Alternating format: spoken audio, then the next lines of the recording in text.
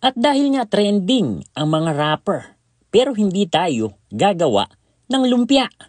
Isang napapanahong dessert ang inyong masasaksiyan. Kaya tara na at atin nang uumpisahan. Kumuha ka na ng listahan dahil let's get it on. Magbasag ka na ng isang itlog, 1/2 cup ng evaporated milk, pati na rin ng tubig. Sa isang salaan, ilagay mo 1/2 cup ng all-purpose flour, 1 tablespoon ng sugar at pinch ng salt. Atin na itong haluin hanggang sa ito ay mag-mix.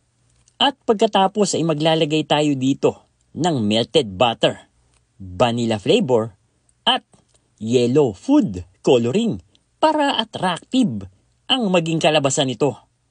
But wait, gamit ang strainer ay atin ulit itong sasalain para masigurado natin na talagang smooth ang magiging kalabasan ng ating crepe. Mag-ready ka na ng iyong non-sticky pan. Mas mainam kasi kung non-sticky pan ang gamit mo na kahit hindi mo nalagyan or sprayan ng oil, talagang hindi maninikit. 1/3 cup ang sukat ng isang wrapper na nagawa natin. Makikita nyo naman ang texture kung ito ay kailangan ng hanguin. At kagaya ng ginawa natin dun sa ating lumpia wrapper, hindi mo na din ito kailangang baligtarin. Kaya hindi ka na mag-aalala na sa pagbaligtad mo, baka masira ang ginawa mo. Ang importante lang ay mahina ang apoy mo para hindi ka masunugan at hindi masayang ang iyong pinaghirapan. Pagkaubos ng ating mixture, set aside muna natin yan. At gagawin naman natin ang ating filling. 1 cup ng whipping cream. Hindi na tayo naglagay ng asukal dahil matamis yan. Vanilla flavor din ang inilagay natin dyan. At kailangan natin gamitan ito ng hand mixer. Kailangan kasi talagang makita mo na nagdoble yung kanyang size. Kaya importanteng chilled ang gagamitin natin dito. Set aside muna at kunin na natin ang 3 mangga. Dahil nga napapanahon at nagkalat lang sa tabi-tabi ang mga nagbebenta ng mangga. At sulit naman ang ating pagbili. Kinuha natin ang buong laman nito.